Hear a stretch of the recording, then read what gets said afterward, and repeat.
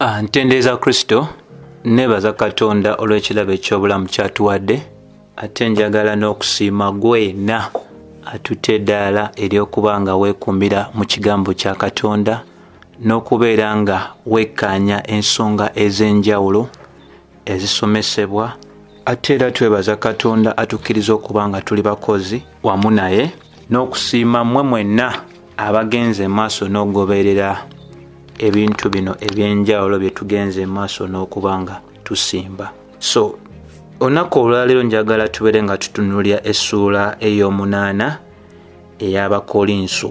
Mundi gwe twatunuulira Esula ey'omusanvu eyali eyogera ku bufumbo wamu n'abatali bafumbo. So singa wekkaanya olunyiriri olusookera ddala olw'omunaana nga tutunuulira ku ngeri Abakristaayo gye balina okuba nga bakozesaamu eddembe lyabwe mu Kristo Yesu, Pawulo yabuuzibwa ebintu ebyenjawulo nga bwe nakulagako nti ekitabo kino ekisookera ddala eky'Abakolinso kittaanya ensonga ez'enjawulo. Ensonga ezo zizingiramu ebintu ebyenjawulo ebirina okubeera nga bifiibwako oba nga bigobererwa Abakristaayo bonna. Atandika ng'addamu bw'ati. Now concerning things that are offered to idols, eri ebintu byonna ebiweereddwayo eri ebibumbe, we know that we all have knowledge.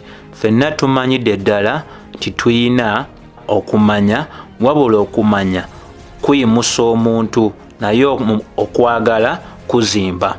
So entandikwa ya kino kyonna kisobola okuba nga kitegeerebwa bulungi singa obeera weeyambisiza ebyawandiikibwa nga kino ekiri mu Bikolwa by'Abatume Esula 15, nti singa otunula Ebikolwa by'Abatume Esula 15 olunyiriri olw'19 lulaga, therefore I judge that we should not trouble those from among the Gentiles who are turning to God. Tetulina kubeera nga tutawaanya oba nga tumalako emirembe abo ababadde abannamawanga abakyuse ne badda eri Katonda.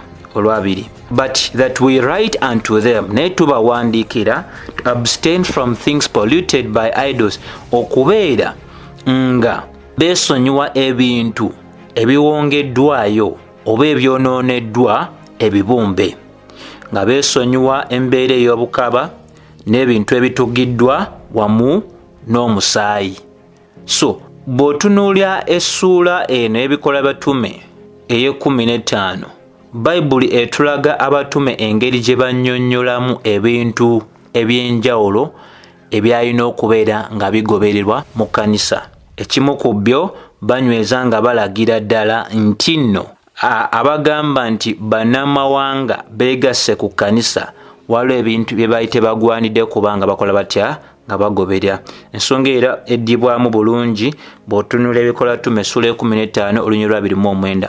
Lugamba that you abstain from things offered to idols, mwesonywa ebintu ebiwongeddwayo eri ebibumbe, from blood ne mu bintu eby'omusaayi, and from things strangled n'ebintu ebitugiddwa, and from sexual immorality ne mu kuva ku bintu ebitambuliramu embeera y'obukaba. If you keep yourselves from this, you will do well. Singa mwekuuma eri ebintu bino munaaba mukoze buki bulungi. So jjukira nti abatume bakozesebwa Mukama waffe Yesu Kristo okuteekawo omusingi ogw'ekkanisa, okuteekawo omusingi ogw'ekkanisa nga bwe tulaba Efeso Esula 2 olunyiriri olw'20. Ebikolebwa mu kkanisa si birala, tulina goberera ebyo ebyannyonnyolwa abatume ne babiteekako ne babiwandiika nga bagamba ti bino bye bigwanidde. Tetugoberera kirala kyonna wabula ebyo ebyawandiikibwa.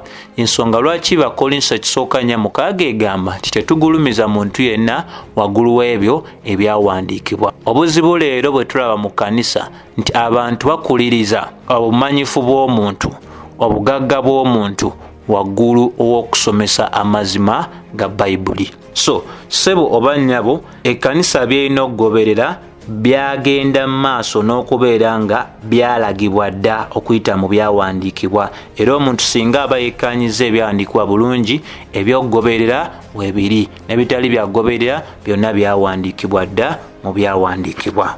So singa otunulya essuula esookera ddala, manya nga essuula ey'omunana esookera ddala, era tulaze ng'eraga nti ku nsonga ekwatagana ku ebyo biweereddwayo eri ebibumbe, tumanyi nti ffenna tulina okumanya, naye okumanya kuleeta amalala wabula okwagala kuzimba.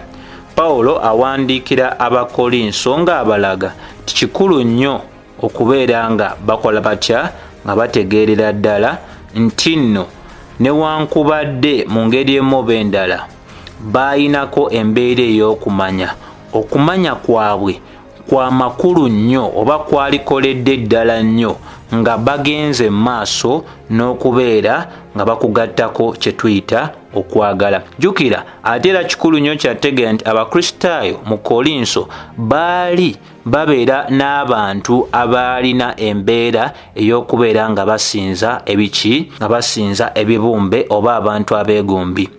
N'ekirala nti Abakristaayo abaali balowoozebwa okubeera nga balina okumanya kwe baali bafunye mu Bakolinso, bo baatuuka ku ddaala nga balaba ebibumbe oba ensonga y'ebibumbe terina kyetegeeza kyonna. So mu ngeri emu oba endala ne babeera nga tebaba na mutawaana gwonna gwa kulya bintu ebyali biwongeddwayo eri ebibumbe. So ne babeera nga bakola batya, baafuuka ab'amalala ne batafa ku baganda baabwe abaali bakyali abawere mu Kristo. Ne beerabira nti newankubadde baalina eddembe lyabwe, n'eddembe lyabwe baali bagwanidde olikozesa mu kwagala. So ekyo kikulu nnyo kyakubanga kitegeerekeka nti ekiraga omuntu nti akuze mu bya Kristo, omuntu oyo alina okuba nga asobola okukozesa ki, ng'alaga okwagala. Jjukira ekimu ku bibala eby'Omwoyo Omutukuvu mu Bagalatiya essuula y'okutaano y'ensonga eyitibwa okwagala. Olwokubiri, Bayibuli egamba nti and if any thinks that he knows things, he knows nothing yet as he ought to know. Twabeerawo ku mmwe agamba nti alina ky'amanyi, njagala obbakakasa nga mbagamba nti tamanyidde ddala nga bw'agwanidde okumanya. Ekitegeeza Pawulo atandika nga akuba endowooza eno y'abano abaali bagamba nti balina kye bamanyi naye ng'ate bakyalya ebintu ebyo ebyali biwongeddwayo eri amasitaani oba eri agabumbe. So Pawulo abagamba nti wabeerawo omuntu yenna agamba nti alina ky'amanyi, talina kyakola ki kye yategeeredde ddala bulungi bw'abanga agenda mu maaso n'okubeera ng'akosa endowooza ya muganda we akyali omuwere mu bya Kristo, oba agenda mu maaso n'okosa muganda we okuyita mu ki, mu nneeyisa ye. Jjukira etteeka Kristo Yesu lyawe eppya ery'okwagala Katonda n'emitima gyaffe gyonna, n'emmeeme zaffe zonna, n'endowooza zaffe, n'amaanyi gaffe gonna. Ery'okwina agamba eryanga lino kwe kwagala mulirwanaawo nga bwe weeyagala. Tosobola agamba nti olina okumanya okw'enjawulo nnyo okwofunye okwa Katonda naye ng'ate toyagala mulirwanaawo, ng'ebyo ebikosa endowooza ye ate gwe bye weggulira. Ekyo kiba kikyamu nnyo nnyini ddala. Olunyiriri lwokusatu, but if anyone loves God, ne wabeerawo omuntu yenna ayagala Katonda, this one is known by him. Wabeerawo omuntu yenna agamba nti ayagala Katonda, kino amanye nti nno Katonda omuntu oyo amumanyi. So mu bufunze Pawulo kyalaga ekikulu nnyo wano nti okumanya okwannamaddala tekwawukanyizibwa na kwagala kwa Katonda. Ate jjukira okwagala kwa Katonda kutuzaamu amaanyi okuba nga tufa ku booluganda baffe oba ku baki, ku balirwana baffe.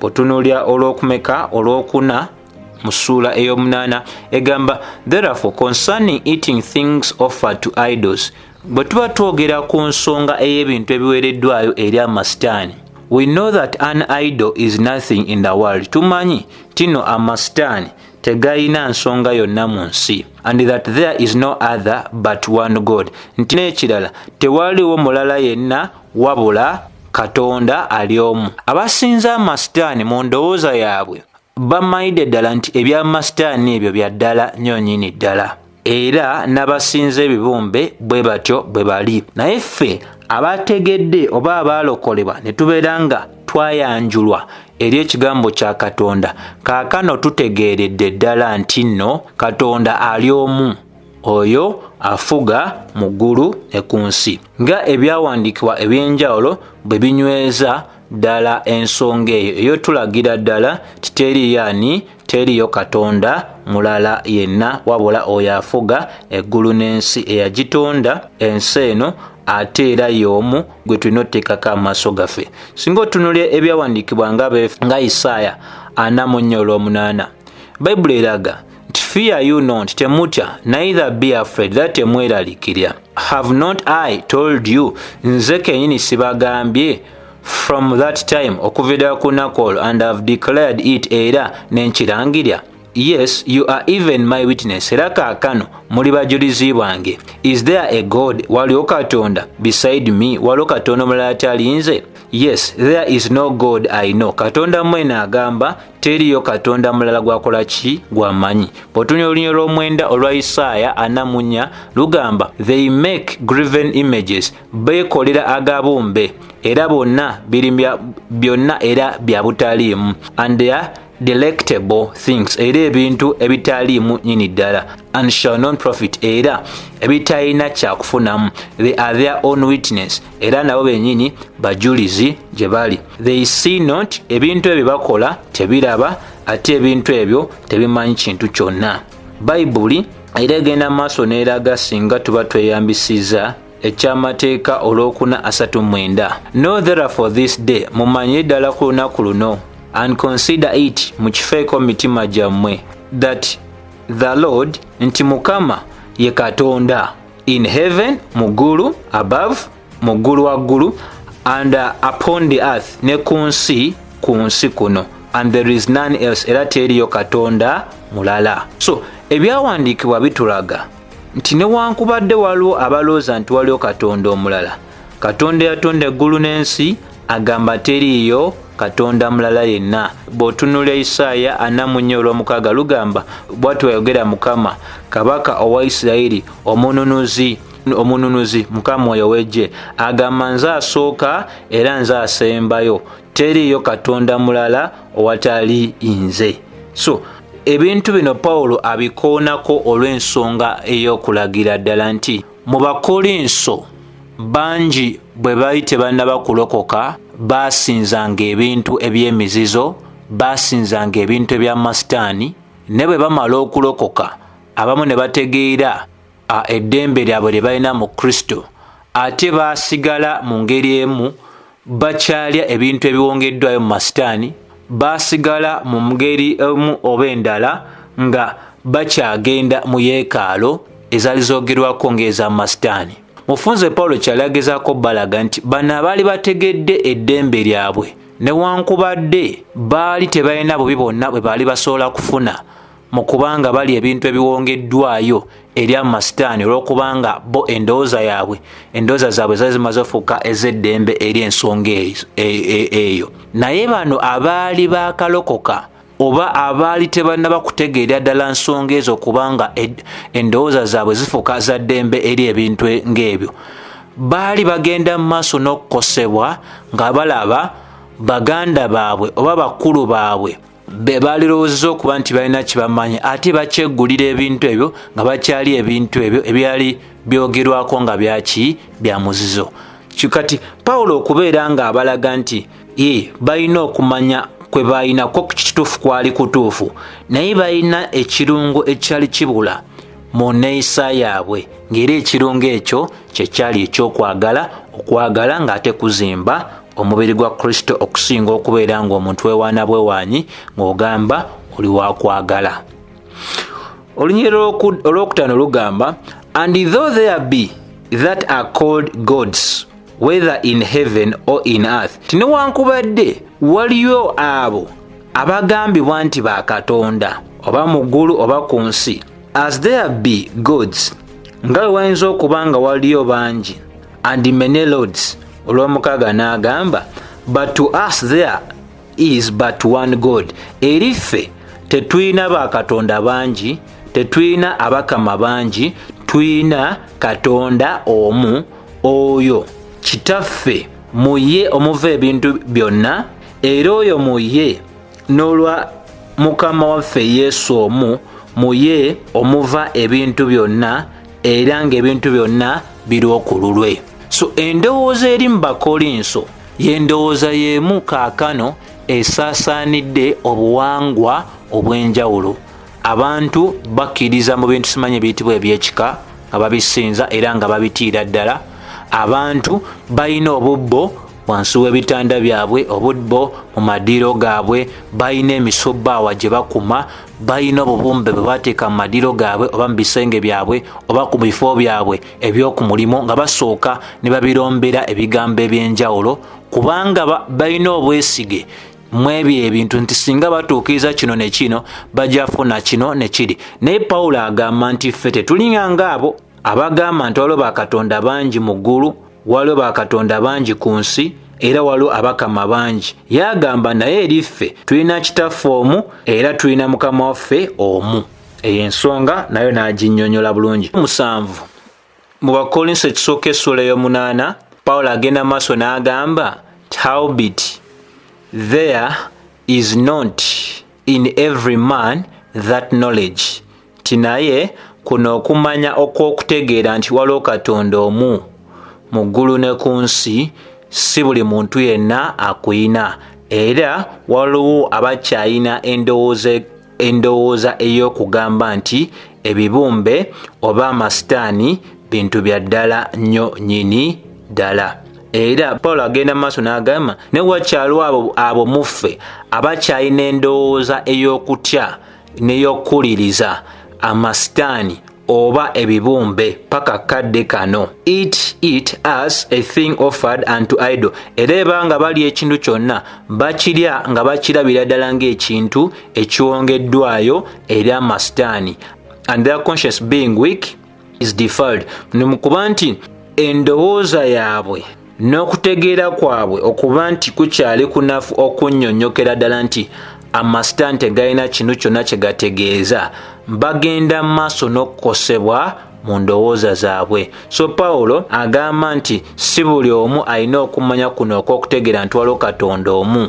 So kitegeeza nti no bano abakristaayo abalina obunafu obw'okubanga bategeera amazima ag'ebintu ebisookerwako ng'ebyo by'okutegeera nti katonda ali omu era talina gwavuganya naye, balina engeri gye bagendanga mu maaso n'okukosebwamu mu ndowooza zaabwe. Era Pawulo n'agenda mu maaso n'agamba nti kyali kikulu nnyo kyakumanya nti abantu abo baali bali mu masekkati g'Abakolinso. So bufunze bwe twogera ku bantu abalina endowooza ekyali ennafu tuba tutegeeza abantu abatannaba kutuuka ku ddaala eritegeerera ddala ebyo bikola ki ebisookerwako. So y'ensonga lwaki omutume bwe yabadde atandika kino atandika atulaga nti ensonga enkulu nnyo ey'okufiibwako wano wammanga y'ensonga ey'okubeera ng'omuntu ategeerera ddala oba ng'amanya nti nno okwagala kukulu nnyo okusinga okubeera nga tukulembeza okumanya.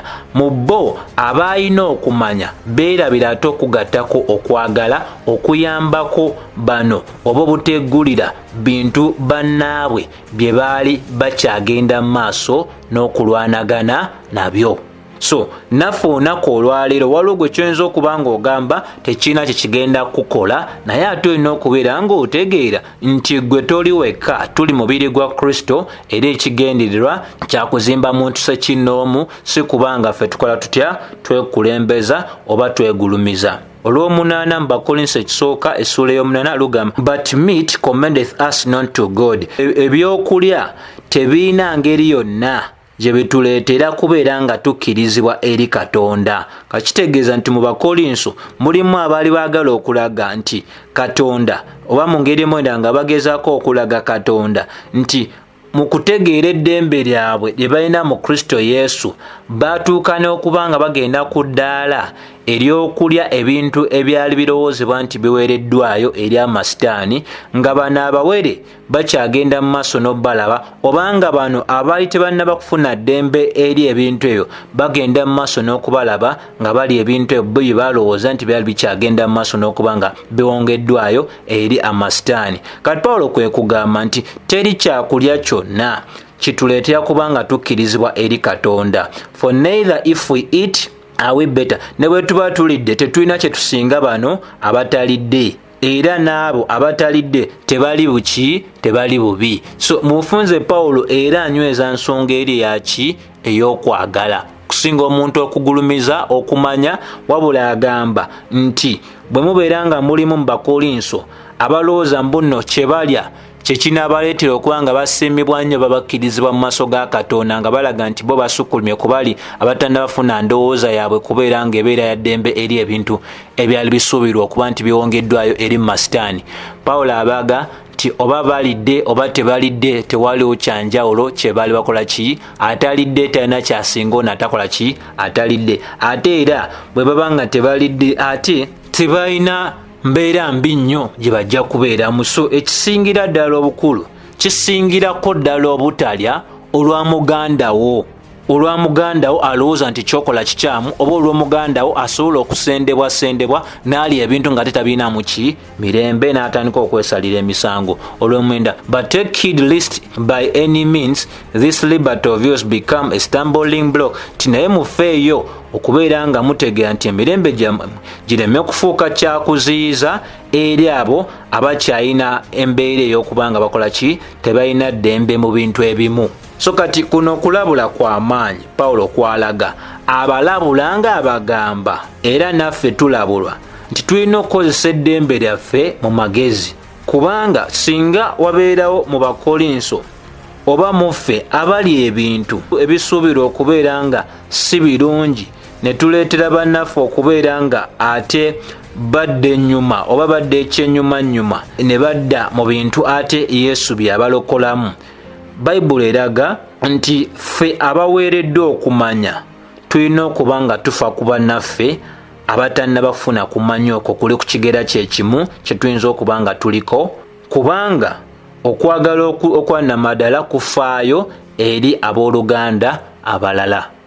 Ensonga Pawulo gyakola ki, gyanywereza ddala. So n'alabulira ddala kati wano bizingiramu ebintu bingi mukwano, bisobola okuba nga byakulya, bisobola okubeera nga leero twogera ku byemizannyo eby'enjawulo, firimu n'ebintu eby'enjawulo.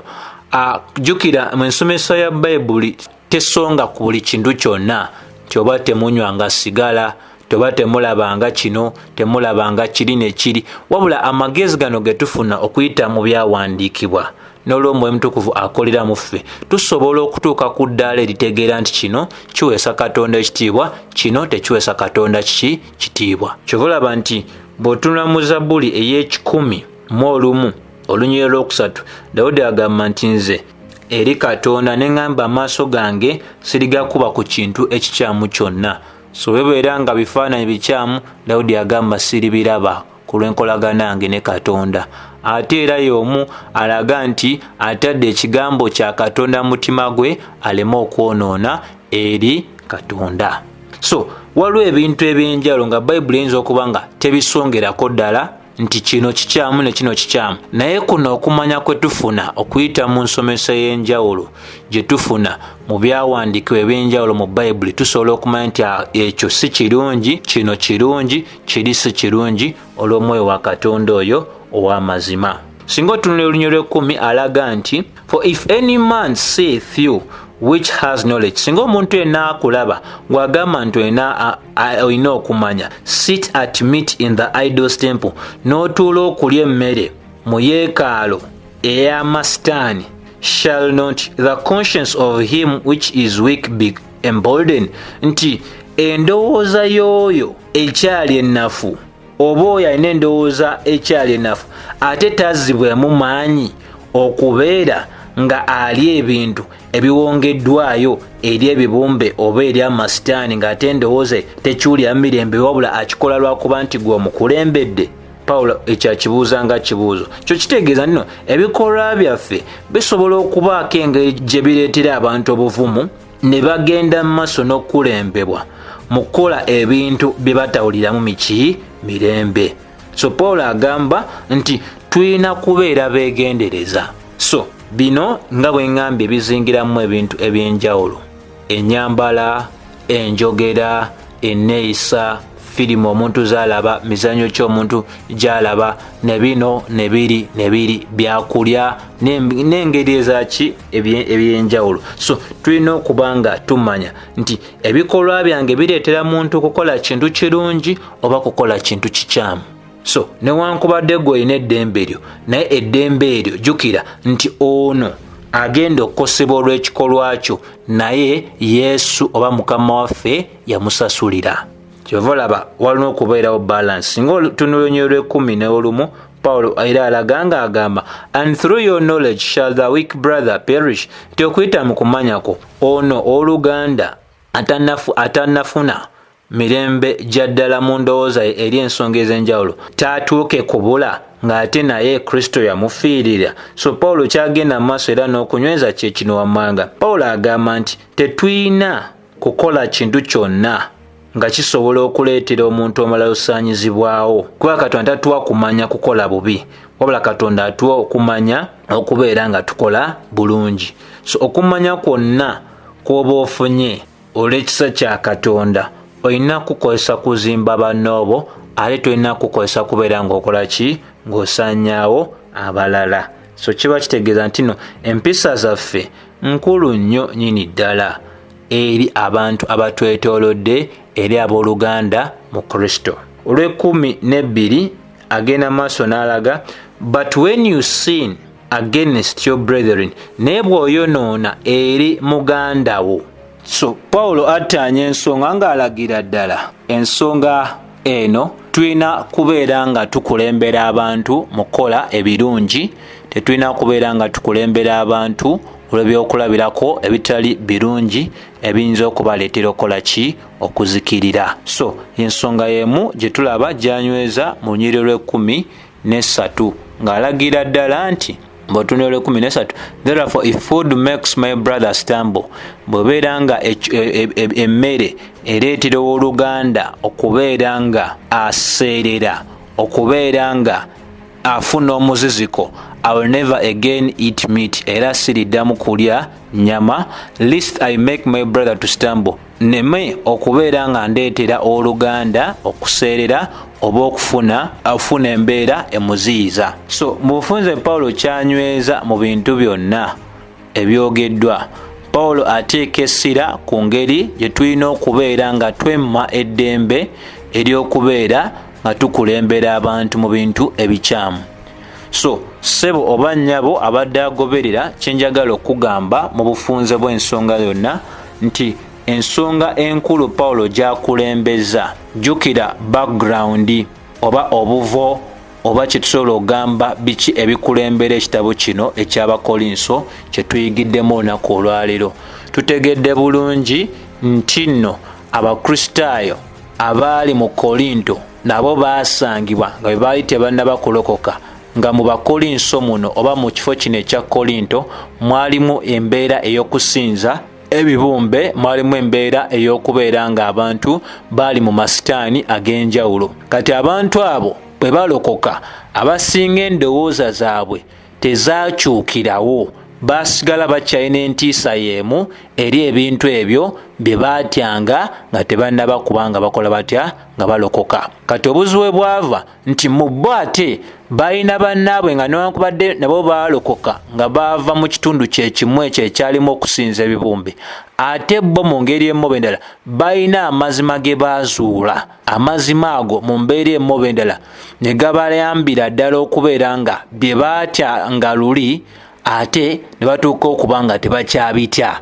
Kati ate ensobi we yava, bo baatunuulira nnyo eddembe lyabwe okusinga ate okutunuulira engeri y'okuweerezaamu eri baganda baabwe abaali bakyalina obuzibu obw'okukwataganya ensonga. Ensonga yonna ogiggusa, Pawulo kyava agamba ti newankubadde ffe ffenna tumanyi, naye tutegeere bulungi nti okumanya kuyimusa omuntu wabula omukwano guzimba. So n'abalaga nti ebyo byonna bye baali bagamba nti bamanyi yali abimanyi, naye ye okubeera nga yali asaze obutalya oba obutenyigira mu nsonga ezimu abalala ze bawuliramu emirembe okubanga bazeenyigiramu, kyali kitegeeza mbu nno yali muwere oba yali tamanyi bye bamanyi, wabula mu kwagala okuyambako bano abanafu yasalawo ebintu emu abyenenye kubanga yategeera byali bisobola ofuuka omuziziko eri abo abaali bakyali abawere. So n'olwebigambo ebyo njagadde nkomaawo. Ekisa kya Mukama waffe Yesu Kristo n'okwagala kwa Katonda n'okusa ekimoka omutukuvu kubeere eri mmwe mwenna emirembe gitaggwaawo. Amiina.